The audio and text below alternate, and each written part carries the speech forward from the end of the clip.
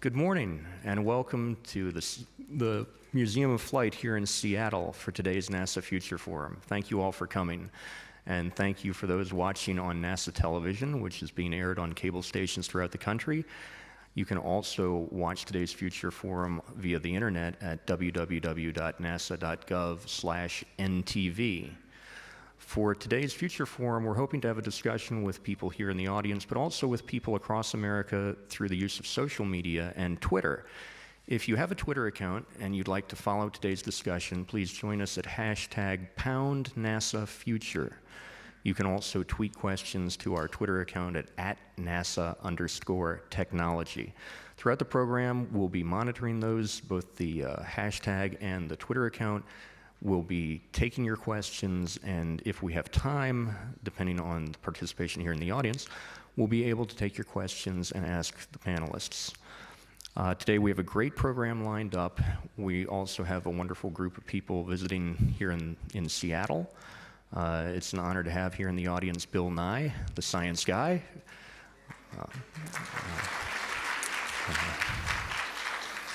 Bill is a friend of ours and is the executive director of the Planetary Society. We also have coming today, though I don't see him here yet, Emile Decoux, who is an associate director of the National Symphony Orchestra, and more recently and more familiar to folks here in Seattle, the music director for the Pacific Northwest Ballet. It's a great honor to be here at the Museum of Flight. The museum has a rich history with NASA. They've hosted a Future Forum here before, and we also have as our host the museum's director, executive director, Doug King. Doug, you may know from the museum, and some of you may know him from when he was the executive director of the St. Louis Science Center, the fourth largest science center in the country. Before that, Doug also was the executive director of the Challenger Center in Washington, D.C. The museum has been wonderful in hosting us, and it's my honor to introduce Doug King.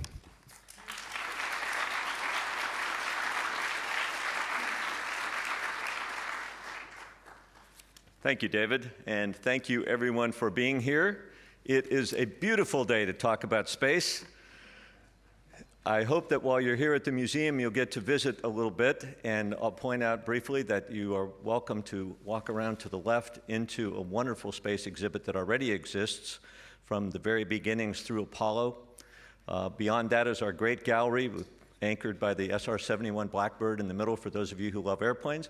If you walk straight out the front of the theater, you'll find the Red Barn, Boeing's first manufacturing facility where people made airplanes out of wood and cloth. On beyond that, the Personal Courage Wing, the great story of World War I and World War II and the people who fought them in the air. And across the bridge that you'll cross on the way to lunch, Air Park, where there are the first 737, 727, 747, and you can go aboard Air Force One and a Concorde if you'd like a little later this afternoon. And I should point out just beyond the tree line there, you'll see some construction, the future home of Aviation High School, which we'll be proud to welcome to the museum in 2013.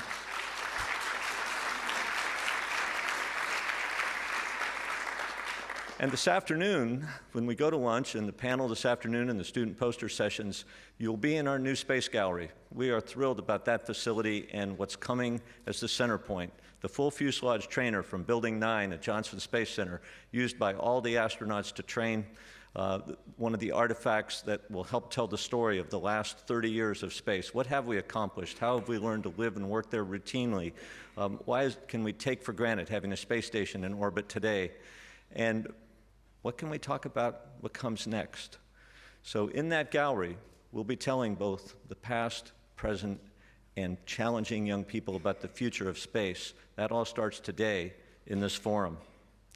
You know, why is this important? Well, the real mission of this museum is to collect and preserve and document and interpret airplanes and spacecraft and artifacts and photographs and so on that will help future generations understand what it was really like to live through this first century of flight. And why is that important? I mean, things happen every day in our lives, but when we look back, and historians look back on this era, flight has changed the world in the last 100 years, from literally an eye blink of history, a short flight on the hills of Kitty Hawk, to taking for granted that we can get on an airplane today. From 40 years ago, taking a step off the planet for the first time, to being able to at least talk about today, making it routine for all of us to go to space. In a historical eye blink, as I said, this happened in 100 years. Think about, for the young people in the audience, what the next 100 years can mean, and our job is to help them understand it so they can shape it. Someone said to me the other day, what will historians write about our era 1,000 years from now? 1,000 years from now, that's maybe a little hard to contemplate, but they're probably not going to be engaged in the things that take up so much of our time today. Who will win the next primary? What are we going to do about health care? Who's going to win the Super Bowl? I was devastated yesterday that Albert Pujols left the St. Louis Cardinals, but you know, that's probably not a historical item. What they'll write about 1,000 years from now is this is the era when humans first left the planet, first into the atmosphere, and then beyond. We don't know the exact timetable, but we get to participate in it, and we get to help create it. How often, how unusual a moment is it when you know that you're really experiencing history and that we're in the room today with the people that will make it happen? We're extremely grateful to NASA and our other partners for bringing those people here, for bringing all of you here. Mike Green and Derek Wang at NASA headquarters have been just great to work with and put this program together. They've set the stage for all of us to listen, to ask questions, to try to understand so that we can tell the story to others. You see, the other reason our museum exists is to inspire young people who will actually live that future. We have students here today from our NASA Washington Space Grant Consortium, from our Aviation High School, from our NASA Washington Aerospace Scholars Program. You'll meet them throughout the day. They're volunteering, and they'll be doing poster sessions this afternoon and wanting to meet all of you. They want to understand what the future holds for them. Why do those of you in the room think it's a valuable thing to invest your time, your energy, and your careers in the future of space? And they're typical of the 140,000 young people who participate in educational programs here at the museum this year, and the literally millions in other museums around the country and schools that are still as interested as any of us have ever been in what comes next. We've invited other museums and media and educational partners here to listen and to talk about how we can all tell this story better to the public. That group had a great meeting yesterday here. We thank all of them for coming, and together they'll help shape the exhibits and programs that literally reach millions. It all starts here today. So let's get on with it. It's a great day to talk about space. My job is really an honor. I get to introduce our keynote speaker.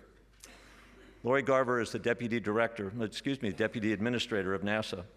She's appointed by President Barack Obama and confirmed by the Senate in 2009. As Deputy Administrator, Lori is second in command. She works closely with the Administrator to provide overall leadership in planning, policy direction. Together, she represents NASA to the Executive Office of the President, to Congress, the heads of government agencies, international organizations, and external organizations and communities. She also oversees NASA's functional offices. It's her second stint with NASA. She worked there from 1996 to 2001 and has been involved as a space advocate and advisor and partner with lots of us over the years. Personally, I'd like to thank her for her incredible commitment to education that she's demonstrated in so many ways, and for that continuation of that commitment at NASA. Education is one of the things that the agency, one of the many things the agency does very right, and she's a tremendous help to all of us in that arena. Ladies and gentlemen, Deputy Administrator of NASA, Lori Garver. Thank you, ladies. Thank you very much, Doug. A wonderful introduction. The museum is so lucky to have you.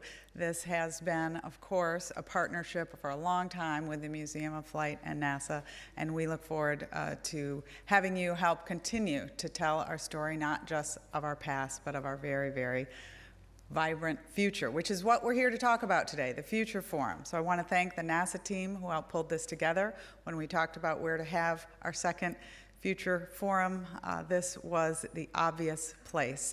And the entire team, Dave Steitz for our MC, Mike Green, Derek Wang, our technology office is led by Joe Parrish, who you'll hear from later, is all working so hard every day to bring you that amazing value of NASA. So we appreciate the fact that as we enter this new era of space travel, that we're celebrating it in one of the world's finest air and space museums. So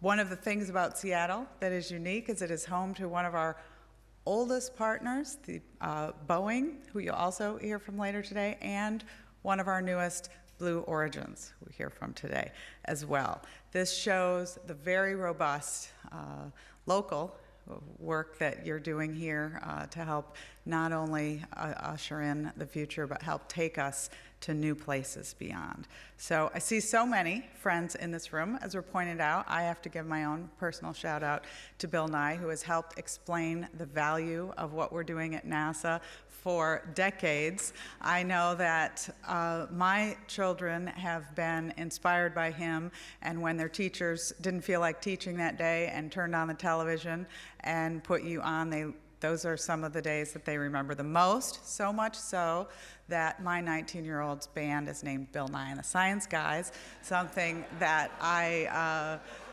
and Bill, if you would please tweet that, that would give me a lot of mom points, because he wanted to make sure that you knew and that it was okay. My husband's concerned they might get sued.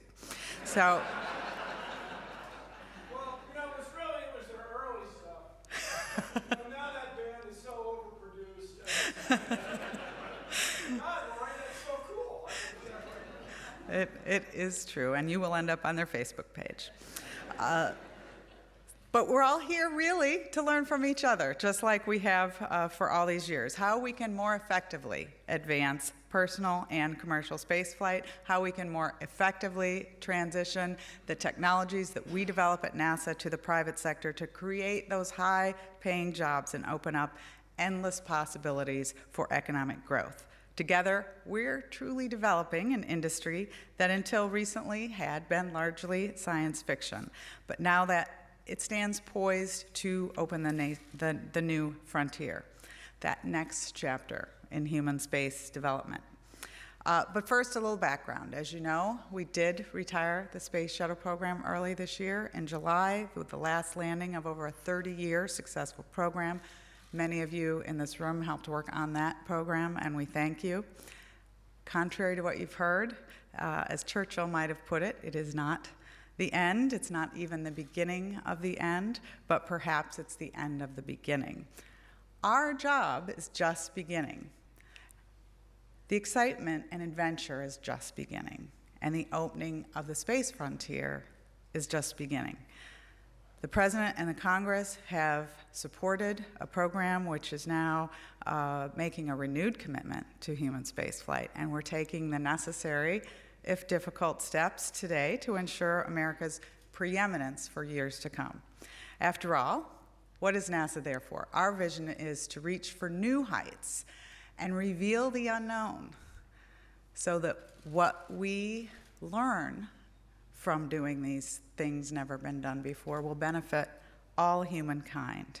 So our plan includes NASA developing a deep space rocket that will take astronauts farther into space than we've ever gone before, coupled with the work already occurring on the multi-purpose crew vehicle. That will allow us to take that next leap into deep space exploration while at the same time continuing to create good-paying jobs in the United States. The International Space Station will continue to be that centerpiece of our human spaceflight activities through at least 2020. The research and technology we're doing on the ISS, providing breakthroughs to enable not only our future travel of our astronauts to destinations beyond low Earth orbit, as well as returning real benefits to those of us at home. We've established a nonprofit organization to manage our non-NASA research on the U.S. portion of the International Space Station so that we can really fully utilize this national laboratory. And as Doug King said in his opening remarks, when we look back 1,000 years at what we'll be doing, to me, the International Space Station will serve as that time when, for 12 years now, but hopefully indefinitely, has been the first time in our history that not every human is residing on one planet. We have had people living and working in space permanently for over 12 years now, and there will hopefully, and one of the things our program is committed to, and I am personally committed to, is making sure that does not happen again, that we become this exploring and expanding species. So our destinations beyond low Earth orbit remain the same and remain ambitious. We intend to go beyond the moon for the first time to an asteroid, and the president has laid out, and then on to Mars. We're actually hiring new astronauts for these missions. We just, on November 4th, and inducted 9 new astronauts into the astronaut corps, and they're the first post-shuttle astronaut class. So they're being trained to explore space. First of all, of course, to go to the space station for extended missions, and then go beyond. On November 15th, we open the next round of recruitment for the class of astronauts that would begin their initial training in 2013. These, in fact, may be those first astronauts who go to an asteroid for the first time and ultimately to Mars. So human spaceflight is alive and well at NASA. In addition, our science efforts continue unabated. Just 2 weeks ago on November 26th, from Cape Canaveral, we launched the most advanced mobile robotic laboratory ever built. It's headed to Mars on an 8-month mission. Aptly named Curiosity, the rover, the size of a Volkswagen Beetle, will land on the surface of the red planet, and next August begin seeking answers to those planetary puzzles about life on Mars. We're continuing to work on the next generation of observatories in space, the Webb telescope. It will be the most powerful space telescope ever built and observe the most distant objects in the universe, providing images of the first galaxies ever formed and study planets that we now know exist around distant stars. Other sciences, even now just underway, include Juno to Jupiter, Grail to the moon, Dawn's orbit of a giant asteroid, and MESSENGER's unprecedented data from Mercury is just beginning to be analyzed. So we'll continue to undertake these world-class science missions to observe our planet, to reach destinations throughout the solar system, and peer even deeper into the universe. Through our technology programs, hundreds of projects are being initiated, and that space technology program serves as the catalyst for innovation throughout American aerospace industries and creating, again, those new high technology jobs. Innovations in fields such as materials research, manufacturing, and propulsion that will generate American leadership and guarantee that leadership continues in the new technology and economy. We'll also continue to advance aeronautics research in partnership with other agencies to create that safe, more environmentally friendly, and efficient travel network for the next generation air transportation system. So these efforts provide new knowledge. That's what we're there for at NASA, remember. New challenges and increased inspiration to that next generation of leaders. Finally, we're very, very committed to having American companies in partnership with NASA send our cargo and precious astronauts to and from the International Space Station, rather than continuing to outsource this work to foreign governments. In order to make good on the whole plan, we need this part of the plan to work. This is critical, and it is only through this investment and our technology investment that our missions and programs will be able to be conducted in a way that allows for the valuable dollars that are invested by the public in NASA to return more science and effectively expand our envelope outward. So with growing launch costs, we have been able to spend less and less on the science missions, sending fewer and fewer people in space. We need to change that paradigm, lowering those launch costs so we can do more. We can do the hard thing. So let's be clear about our agenda.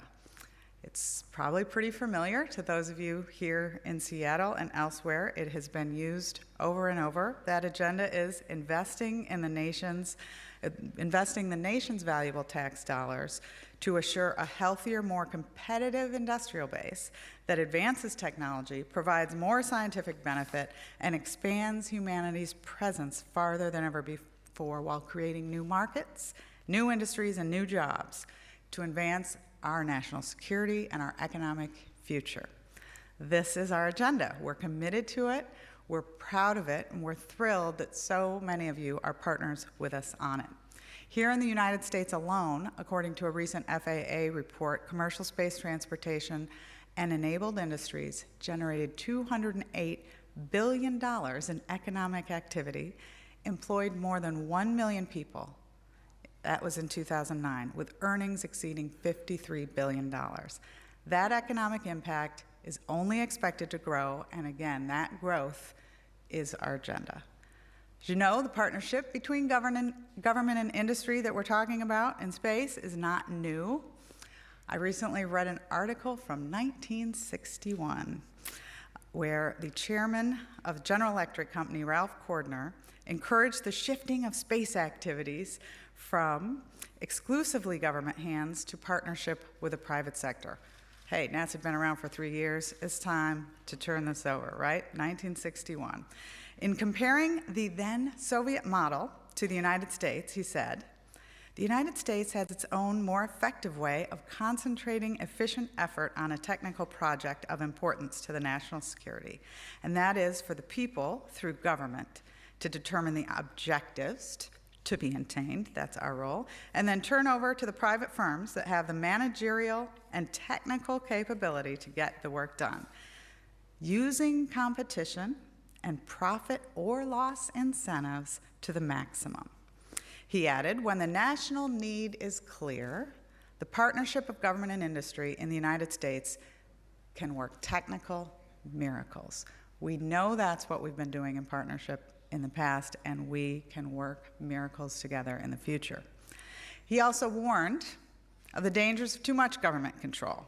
He said that perhaps the government's portion should be around 5% of what we do, of the technical work and space program that would best be done in government laboratories. As we step up our activities, he said, on the space frontier, many companies, universities, and individual citizens will become increasingly dependent on the political whims, found familiar, and necessities of the federal government.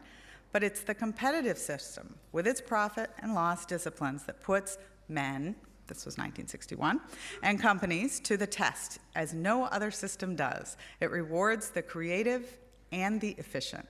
It provides a natural and effective system for elimination of failure, complacency, and delay.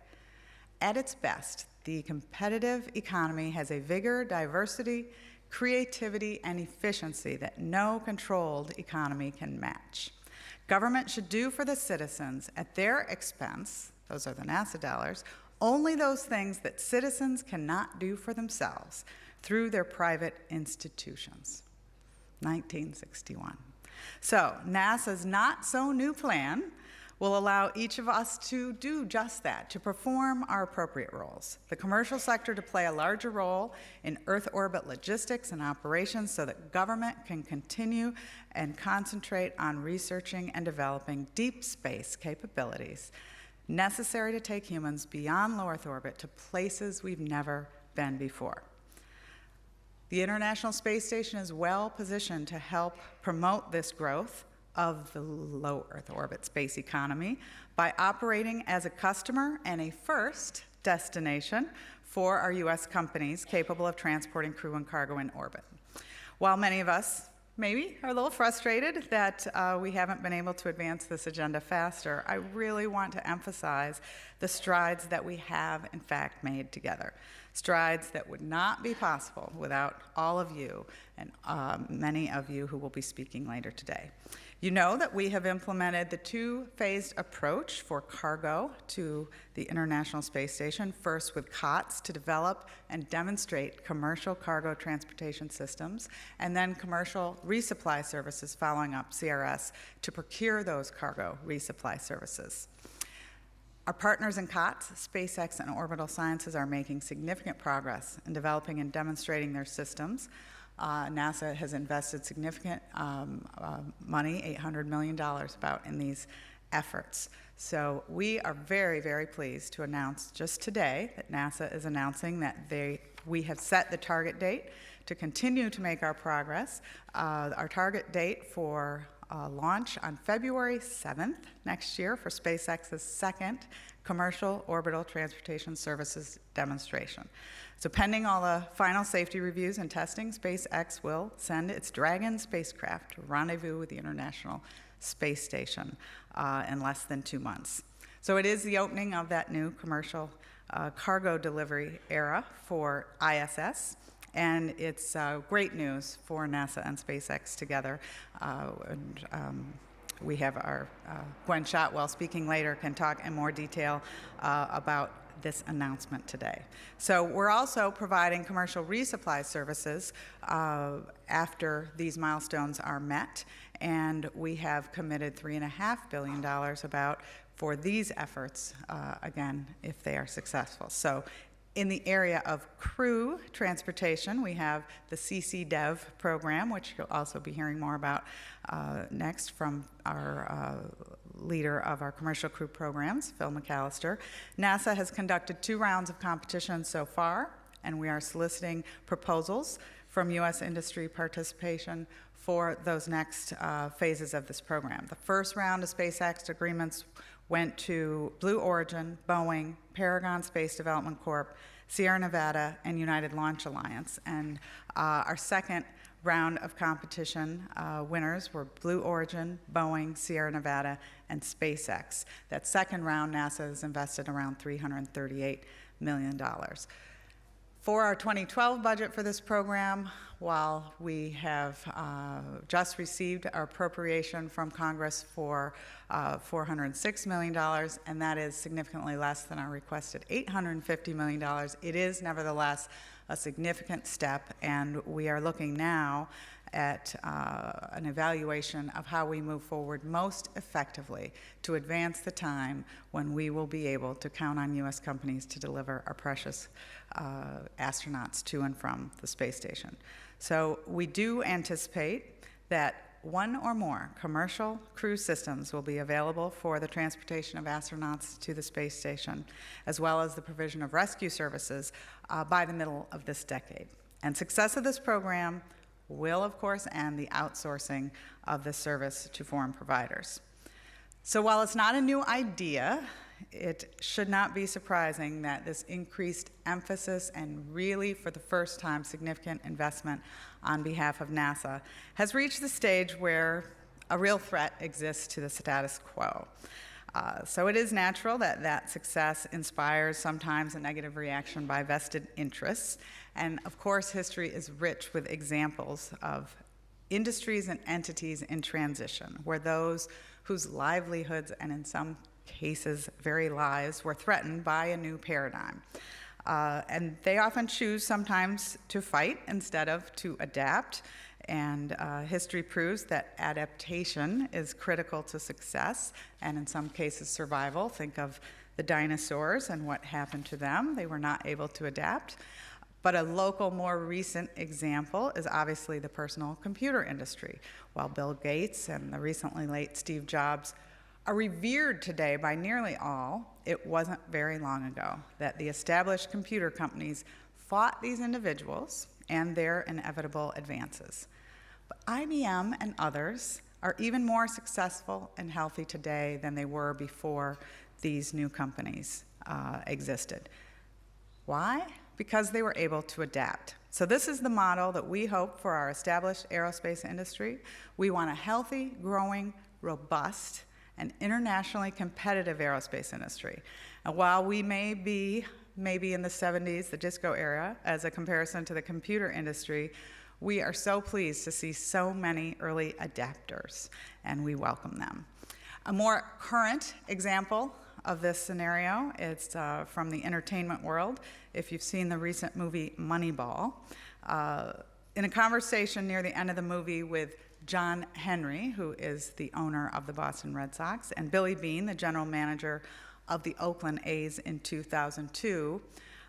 John Henry talks to Billy about why it should not be a surprise that he has not been very popular with his new ideas. So Billy had almost won the championship that year in 2002 with one of the lowest payrolls in baseball through a new statistical strategy that predicted and produced more victories with use of undervalued ball players who had a knack for getting on base than the existing expensive, time-consuming, and inefficient method of traditional scouting. So it was a revolutionary way of putting together a winning baseball team called sabermetrics. So, as one might expect, the approach was not so well received by baseball traditionalists, scouts, pundits, players, and journalists.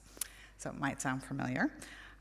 John Henry, who was an early adapter and had just gone to the Boston Red Sox, saw what Billy Beane had done and was trying to woo him to bring that system to Boston. So during their meeting, Henry explains to Beane that he should understand why baseball old-timers and standard bearers were fighting this new system. He says to Beane that a trailblazer, the first man through the gap, always gets bloodied, whether it's in business or politics. He reminded Beane that people who are used to doing things the old way will fight like hell to preserve their careers and the status quo. In the movie, he says, "Billy, people go batshit crazy when you try to change." That's what we're up against as we work to advance space development and change. And we need to keep in mind where this story will go.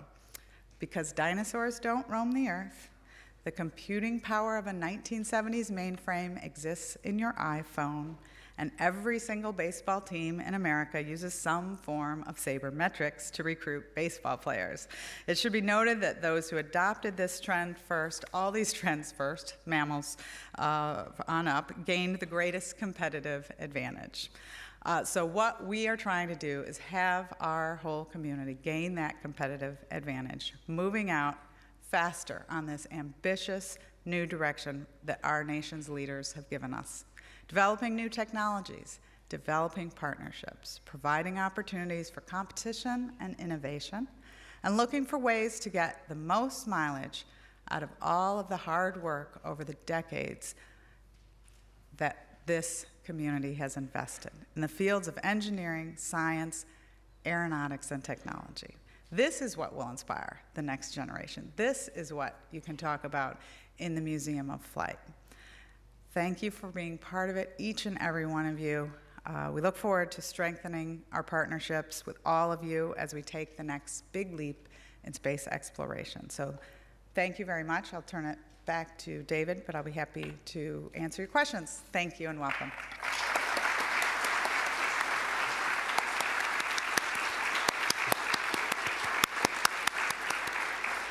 Thank you so much, Lori. That was a great discussion about the past, present, and future fitting to be taking place here at the Museum of Flight. We now can take some questions from the audience, if there are questions from folks here who would like to ask questions of the Deputy Administrator. Just a reminder that you can also follow today's conversation on Twitter at @NASAFuture. We have microphones here in the back of the room if anyone would like to step up and ask a question of Ms. Garver. Apologies to have folks take a little bit of a hike. We're going to move them on down. Also, for anyone who's coming in late who would like to come up and take a seat, please feel free to do so.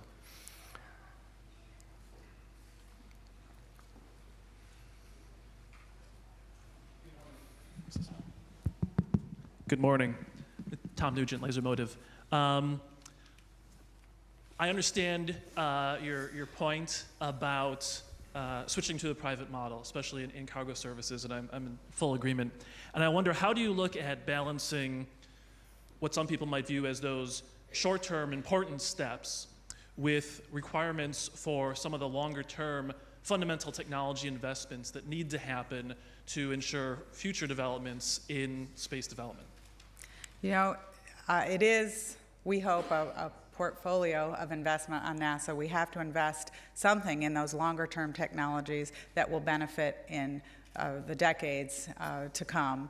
But we also need to help make that transition to the private sector. So investing in things that there are future markets for it, that industry might actually have the ability to have the government not be its sole customer. So we have been transferring cargo and crew to low Earth orbit for 50 years, and we've been doing that with our industrial partnerships.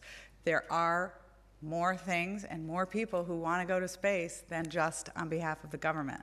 So we feel this is a very natural, ripe area for that transitional time, while we continue to invest in those technologies that we don't know which ones will develop into new markets. That's how the government works. NASA shouldn't be operating these systems. We should be doing the research. We should be making the new discoveries. And if we can do that with our partners, and they can help provide new markets and open these economic growth for those types of things that are not just government, that will benefit us all. That is capitalism, and we don't believe that the very best of us is just in government. We believe that this whole system has a lot to offer space exploration, as it has aeronautics, earth sciences, communications, those many, many things we have invested in at NASA that are providing benefit by our commercial partners. Thank you. Hi there. I have a question concerning the continued, through the Obama administration, through a continued systemic takedown of NASA that put forward as a fraud that we would end the manned space program and then move towards the instrumental, or keep the instrumental aspects going of NASA, which of course has not happened. We're gutting the instrumental side too. So my question is this. Dmitry Rogozin, who is the Russian envoy to NATO, proposed a strategic defense of the Earth, which is a revival of Lyndon LaRouche's strategic defense initiative, which would not only render nuclear warfare obsolete, but deal with threats we face from space, such as asteroids, etc. And they had put this forward after the Obama administration refused to give the Russians assurances that the missile defense systems in Eastern Europe were not aimed at Russia. So they proposed the SDE as a war avoidance policy to avoid a thermonuclear showdown, which is now shaping up. So my question is this, which is, will there be a future for NASA and frankly for our country with Obama in the presidency? And as well, would you support the strategic defense of the Earth policy put forward by the Russians?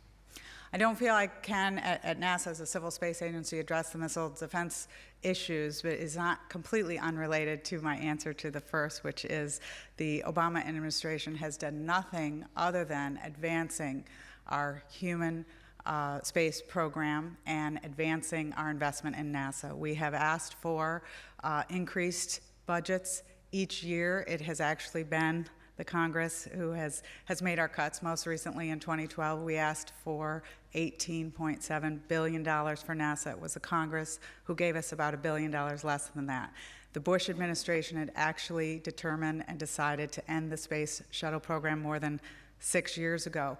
The Obama administration, when we came in, quickly added 2 more flights. It was all the flights that could be added because that's the number of external tanks we had. We wanted to fully utilize the International Space Station, so we added the alpha magnetic spectrometer, a wonderful science experiment for space station which had been canceled by the Bush administration, and we added that very last flight of Discovery so that we could add all of the capability to space station that it would take to be able to have this permanent presence until we can get there again from U.S. soil. So we not only extended the shuttle program, but accelerated the program to get astronauts to and from space from here in U.S. soil.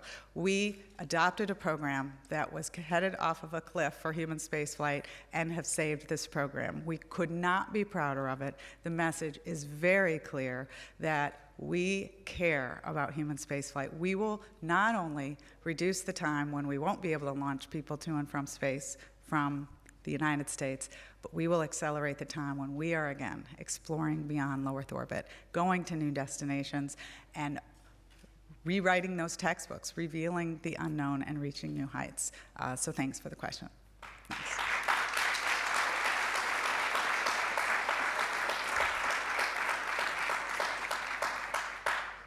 Good morning, Lori.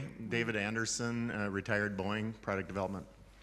Can you tell us a little bit about the competition and collaboration with other agencies, such as the European Space Agency or Japan's JAXA and others?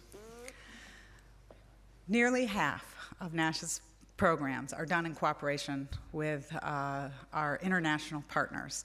The space station is the largest and most obvious example, with 14 nations working together collaboratively for these last 20 years. But our science programs are also almost never done alone, even in aeronautics, and certainly in earth sciences, where we share 100% of our data with the entire world, helping them manage their own resources in their countries, helping them predict their weather, understand the changing planet. This is a global endeavor. NASA, I know we really believe that we can add to economic growth in this country by being more competitive, but where is a leader if there are no followers? So we, as a leader, believe in partnering with the rest of the world. And it is a very, very gratifying thing to be at NASA at a time when, while we symbolized the very Cold War in 1960s, we are a product of the space race, post-Sputnik, right? That's why we're here. We are now working peacefully with Russia, the former Soviet Union, in order to expand human presence outward. And that, I don't think you can put a price tag on the value of offering that to the world. And we hope to be able to continue to expand those partnerships to provide leadership, but also partnership throughout our future. When we went to the moon, turned around, looked back, and saw this one fragile planet. It is not a coincidence that Earth Day started in 1970, just 1 year after we landed on the moon. We went out, looked back, and it gave us a new perspective and a new appreciation for the planet that we reside on together. And I haven't talked to a single astronaut who hasn't come back changed, recognizing that we are all here together, and more we can learn about not only how to help live together peacefully, but how to protect our planet. I think that is one of the very, very best investments that this nation can make. Thank you. Thanks. Hi, I was wondering how NASA is planning on inspiring the next generation of students. What inspires you? I really like the possibility of life on Mars and life on other planets. Okay, so what is NASA doing about that? We have, as I said, the Mars Science Laboratory on its way to Mars. We just announced through the Opportunity rover, which has spent the last 3 years roving Mars, again, gypsum in a river valley that is a very strong indicator of not just water on Mars, but flowing water on Mars. So what might that mean? Maybe we'll need Bill Nye to tell us. Where you find water, you find life. This is an extremely exciting thing, and we are exploring, as we should, first with our robots and ultimately with humans. Your generation, I believe, will have the opportunity to go to space, to go back to the moon. I always thought I would get to go to the moon. I was 8 years old when we first walked on it, and to go find out what happened or where life on Mars is today. We are also through things like our discovery just a couple weeks ago, although we've been working on it for a couple years, from Kepler, a distant planet revolving around another star in the habitable zone. What will that mean? And when we launch the Webb telescope, we will be able to determine a surface and maybe find a blue planet in the habitable zone. Well, what will that mean, Bill Nye?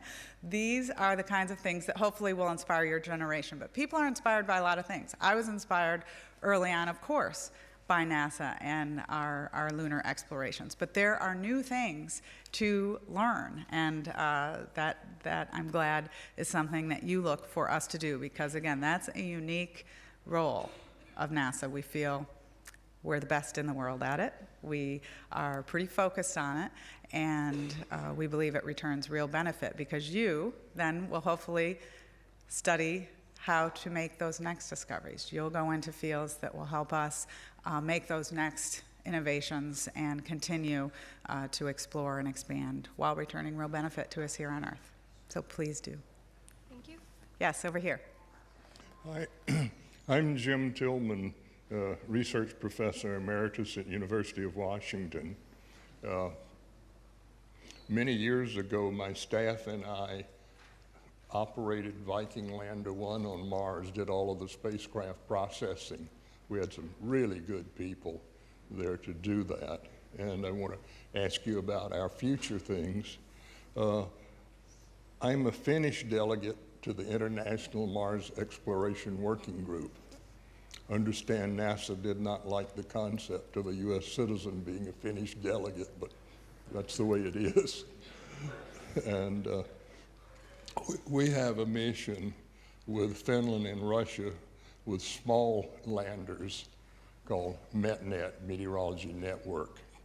And I would like your comments and want to encourage NASA to continue that kind of collaboration. They're small landers, and but meteorology and very good. Do you have any, are you familiar with that mission, and do you have any comments? I'm not familiar with a particular mission. NASA is very interested. First of all, it sounds to me like U.S. leadership to have a U.S.-Finnish representative for Mars exploration. We have the experience at Mars of large and small landers, from Viking, thank you for your service and contributions, to Spirit and Opportunity, to Pathfinder, smaller rovers, which we are able to do more quickly and for less money. As I mentioned, the portfolio approach to technology, I think it's the same to exploration. We know there are certain things that have to be done through flagship missions and larger missions, but we also know that we can be more nimble, learning from our knowledge that is gained in existing missions and create ways to go to distant places with smaller missions cheaper, especially while it costs so much to launch things, right? We know that we can put those missions together more quickly, and I think as technology advances, one of the things we're looking to do is have smaller instruments put those things together where we can do even more in the form of exploration. So thank you. I mean, from Viking to now has been an incredible, successful armada of spacecraft going to Mars, and we stand on your shoulders. So thanks. Yeah, the METNET, I wrote a paragraph that's in the book Towards Mars saying we need this kind of a small mission, cheap mission. Within 3 years, Russia had designed the breadboard, and I showed it here at Come Together Washington, our $2 billion fundraiser. It's inexpensive, and our plans are to have 16 of them on the surface of Mars in the near future. Thank you very much. Thank you. Very interesting. Maybe just one more, David, or you want maybe? Okay. Greg. Good morning, Lori. Greg Marinak, St. Louis Science Center. Speaking of small and nimble, how is NASA working with these new small, nimble suborbital space companies in the United States to advance both human and scientific ventures?